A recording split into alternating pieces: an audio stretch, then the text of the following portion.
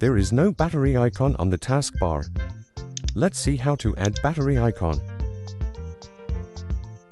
Right-click the mouse and go to Device Manager.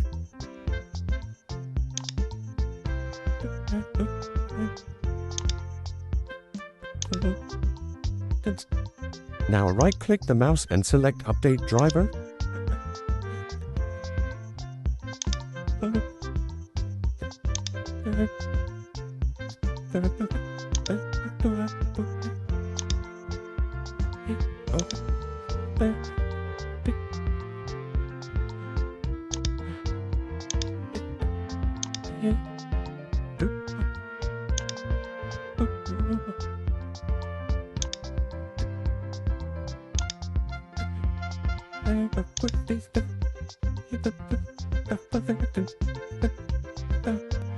Now the battery icon appears on the desktop taskbar.